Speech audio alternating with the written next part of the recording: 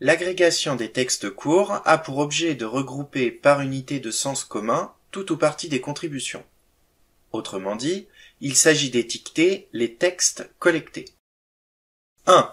Pas de consensus. Il n'existe pas une solution unique, universelle et indiscutable à l'étiquetage d'un ensemble de textes courts, d'autant plus que le stock d'étiquettes n'est pas défini par avance.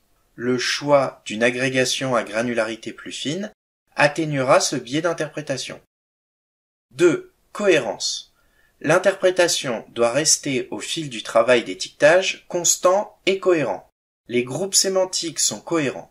Deux contributions véhiculant une même idée figurent nécessairement dans le même groupe sémantique. 3. Pas d'a priori. Il nous faut s'affranchir d'a priori.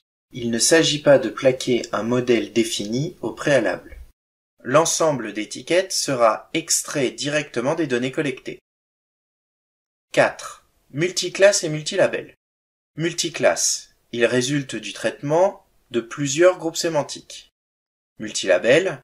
Une même contribution peut véhiculer plusieurs idées.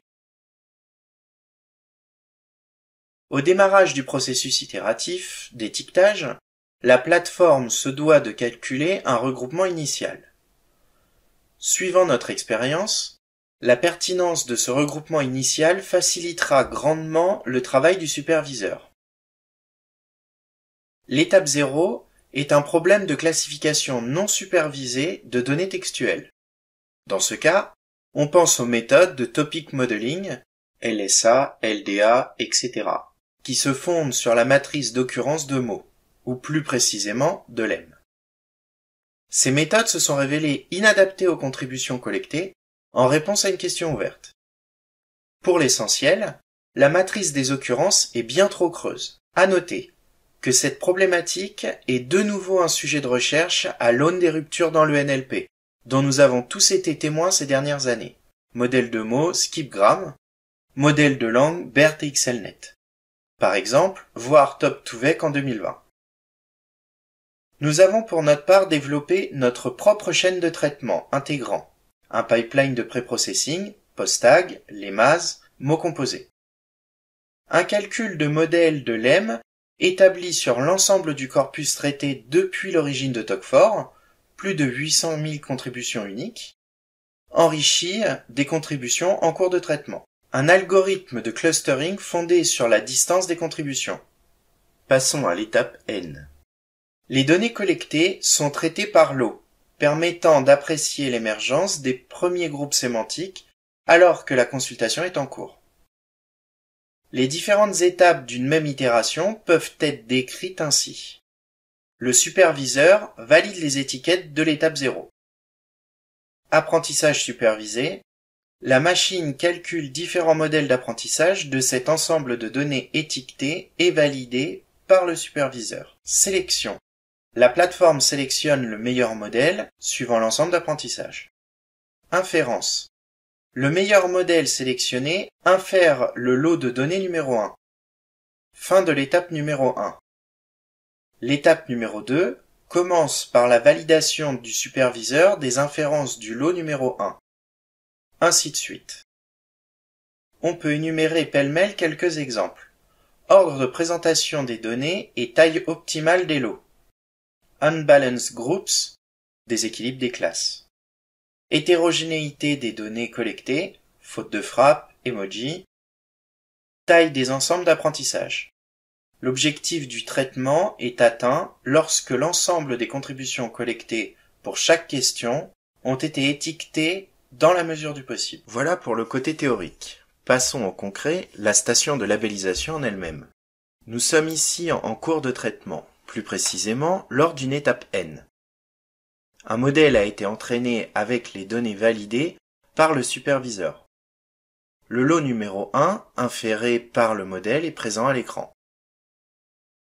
La station de labellisation est composée d'une en-tête et d'une zone d'interaction. L'en-tête rappelle au superviseur la question qu'il traite. À droite de cet intitulé est présent un ensemble d'indicateurs. La première ligne indique les groupes sémantiques, la seconde, les idées. De droite à gauche, les chiffres gris donnent la somme totale de données traitées et non traitées que contient la question. Les chiffres verts, le modèle a été entraîné avec 6779 données et 62 classes. Les chiffres rouges indiquent l'inférence courante. Ici, 80 idées qui ont été réparties dans 30 groupes. Le dernier chiffre est le stock ni traité ni en cours de traitement, soit tout le reste des données à traiter. Ensuite, nous avons la barre de navigation. La flèche vers la gauche nous emmène vers la question précédente. Celle vers la droite vers la question suivante. Puis celle vers le haut nous renvoie au sommaire de la station de labellisation. La zone suivante sert à l'apprentissage d'un modèle. On sélectionne la taille du lot à inférer, puis on lance un apprentissage en cliquant sur le bouton à côté. Pour rappel, l'apprentissage est effectué sur toute la base validée par le superviseur, le chiffre vert. Pour finir, la flèche à rebours est un bouton à deux états. Le premier état annule l'inférence en cours, tandis que le second état réinitialise la totalité du classement de la question. La zone d'interaction est composée de deux faces, le traitement des idées et le traitement des groupes. Lors du traitement des idées, l'interface est composée de 4 zones. Le superviseur lit l'idée courante qu'il va chercher à placer dans le plan de classement. La validation se fait en 2 étapes. On sélectionne le groupe dans lequel on veut placer l'idée, puis on valide. Le superviseur a des raccourcis pour les opérations courantes qui sont présentes dans la zone de l'idée courante. De droite à gauche, la validation. Le superviseur valide que l'idée courante va dans tel groupe. Signaux faibles. Le superviseur n'a pas de groupe sémantique convenable à sa disposition dans son plan et choisit de la mettre en réserve. Nouveau groupe. Le superviseur choisit de créer un nouveau groupe à partir de cette idée. Il étoffe ainsi le plan de classement existant. Pour rappel, le modèle lors d'une étape N ne crée jamais de groupe. Seul le superviseur crée des groupes. Ignorer, l'idée courante est vide sémantiquement par rapport à la question. L'aide principale du superviseur provient des prédictions du modèle. Ces prédictions vont aiguiller le superviseur, voire le faciliter, durant le traitement. Une pondération est associée à chaque prédiction. Une aide supplémentaire est à disposition du superviseur, la comparaison en vis-à-vis. Cet outil est utile quand le superviseur hésite entre deux groupes. Lors de la sélection d'un groupe, une prévisualisation d'une sous-partie de celui-ci est présente dans la partie inférieure gauche de l'écran. Je dis sous-partie, car seules les contributions avec du vocabulaire en commun de l'idée courante sont présentes. Ce vocabulaire est affiché en vert. Le superviseur peut sélectionner un second groupe et ainsi comparer le contenu des deux groupes instantanément. Revenons à l'idée courante. L'idée est présentée au superviseur possiblement dans plusieurs couleurs, voire dans plusieurs tailles de police. Ces couleurs indiquent au superviseur plusieurs choses. Tout d'abord, il lui indique le vocabulaire connu par la machine.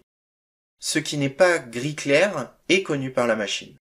Le vert indique au superviseur que les lemmes de cette couleur sont présents dans les groupes sélectionnés. Le bleu signifie que le lemme est uniquement présent dans le premier groupe sélectionné. Le rouge signifie que le lemme est uniquement présent dans le second groupe sélectionné. La sélection des lemmes dans l'idée courante permet de filtrer le plan de classement. Ce filtre indique les groupes qui contiennent au moins une idée comportant tous les lemmes sélectionnés.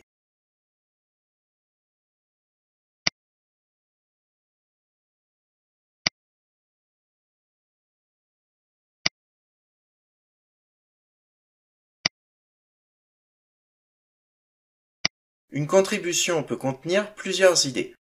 Sur cette idée courante, on peut voir une partie grisée de police plus petite. Cela signifie que cette partie est présente dans un autre groupe.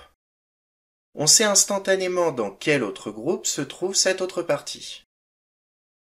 Le superviseur va pouvoir, au besoin, séparer les idées et les mettre où bon lui semble. Enfin, le superviseur peut choisir sa façon d'opérer. Il a le choix entre deux modes, le mode stream et le mode batch. En mode batch, le superviseur va parcourir l'inférence groupe inféré par groupe inféré. En mode batch, une fenêtre supplémentaire apparaît juste en dessous de l'idée courante. Dans ce mode, le superviseur voit la totalité du groupe inféré. Sa validation ne concerne plus l'idée courante, mais l'ensemble idée courante plus le batch. Le superviseur peut désélectionner les idées qu'il ne veut pas. Le traitement des groupes. Le superviseur peut passer comme bon lui semble du traitement des idées au traitement des groupes. L'entête change quelque peu. La barre de boutons concernant l'apprentissage et l'inférence laisse leur place à un bouton de publication ainsi qu'un autre bouton dont on ne parlera pas ici. Cette page sert essentiellement à relire ce que nous avons fait durant le traitement des idées. La zone d'interaction se présente en deux parties. À gauche, nous avons le plan de classement, à savoir les intitulés de groupes sémantiques. À droite, le contenu du groupe sémantique sélectionné. Cliquer sur un nom de groupe change ainsi la partie droite de l'écran. Le traitement des groupes sert principalement à la relecture. Cette relecture peut passer par des ajustements. Ces ajustements possibles sont les suivants. Renommer un groupe. Nous ne pouvons renommer que le groupe sélectionné. Ce nom peut être pris à partir d'une idée connue dans le groupe.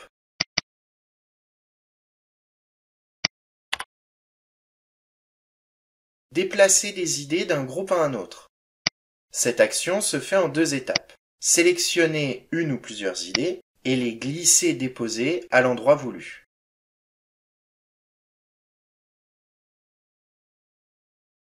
Lors de la sélection d'une idée, vous voyez apparaître une barre de boutons. Vous reconnaissez la plupart d'entre eux, ignorer, nouveau groupe, signaux faibles et la flèche à rebours. Le nouveau bouton permet de corriger la notation de cette idée en la faisant basculer côté traitement des idées.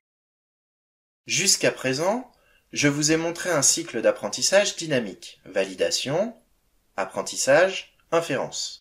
Nous développons une autre fonctionnalité qui ne fait pas d'apprentissage. Le modèle chargé va inférer les données transmises et le superviseur valide ces annotations. Nous avons ici un modèle qui effectue de l'étiquetage morphosyntaxique. Nos groupes sémantiques sont remplacés par nos étiquettes morphosyntaxiques et les fonctionnalités sont les mêmes en tout point de vue pour l'utilisateur que présenté précédemment. Nous sommes ici par défaut en mode batch. Nous vérifions le batch et l'idée courante. Nous validons les 6 idées d'un clic. Merci de votre écoute. Avez-vous des questions? Je peux, excuse-moi Corentin, déjà merci beaucoup. Tu peux remontrer le schéma initial que tu avais sur fond noir où tu as les différentes étapes C'est plus l'étape 0 ou plus l'étape N? Donc c'est l'étape 0, donc au début... Donc au début on a des textes bruts, on les transforme en lemme. Oui. On y ajoute, pour créer le modèle de lemme, on y ajoute ce que nous on appelle en gros notre patrimoine, d'autres contributions, d'autres données forts pour constituer un modèle de lemme. Dans ce modèle, on va calculer des distances et ces distances vont nourrir un algorithme pour calculer cette fois-ci les clusters. D'accord. Merci. Et l'étape d'après? Et donc du coup, l'étape d'après, donc là du coup, c'est ce qu'on a vu. C'est ce que je vous ai montré donc ici. C'est-à-dire qu'on a déjà un modèle de validé, parce qu'en fait on a validé l'étape 0, donc on a un modèle. Et on va essayer d'inférer un nouveau jeu de données. Et on va effectuer cette étape. Alors ici, on la présente sur cette slide-là, on l'a fait que 3 fois. mais en fait, ça va se faire autant de fois que nécessaire, suivant la taille du jeu de données et suivant les besoins du superviseur. Oui. Et le niveau d'annotation, c'est vous qui le définissez pour les annotateurs, que ça soit plus fine ou pas par rapport au projet, c'est ça ou c'est vraiment subjectif Alors, c'est pas totalement subjectif. C'est comment on essaie d'être proche de la question, puisque notre comment on appelle ça, notre problématique principale est liée à la question et au projet en lui-même. Oui. Mais on peut être amené à revoir un plan de classement avec le client si des fois soit il y a des groupes qui sont trop fins ou mais le plus souvent c'est qu'on a fait un groupe un peu trop gourmand et donc du coup le client souhaite le séparer. Savoir plus. Ok, ok. D'accord. C'est très intéressant en tout cas, merci. Excuse-moi, c'est une question peut-être un peu bête. Il n'y a pas de Tu question. l'as dit, peut-être tu l'as dit au début. Et cet outil, vous l'avez développé vous en interne pour vous. Alors, on l'a développé en interne, oui, bien sûr. Mais ce qu'on utilise vraiment en interne, c'est ce que j'ai appelé le traitement sémantique. Et ce qu'on utilise plus, on va dire, à la marge, ou du moins qui n'est pas pour notre client comment final, c'est ce qu'on est en train de développer, c'est-à-dire la partie post-tagging, NER et compagnie, qui est complètement possible avec notre plateforme, mais que nous on utilise pour nourrir, pour améliorer justement l'analyse sémantique. Le modèle de l'EM que j'ai présenté sur la slide dans l'étape 0. Et même lors de l'étape N. Oui, j'ai une question. Et là, vous comptez, tu disais donc, le faire évoluer encore ou Alors oui, le but du jeu c'est de le faire évoluer, donc justement pour faire entre guillemets autre chose, pas autre chose, mais pouvoir utiliser notre station de labellisation pour pouvoir faire de l'analyse d'entités nommées, du post-tagging, mais principalement ce qui nous intéresse c'est l'analyse de sentiments pour associer l'analyse sémantique à l'analyse de sentiments, pour pouvoir croiser les deux. Bon, bah, merci beaucoup. Merci à vous d'avoir participé.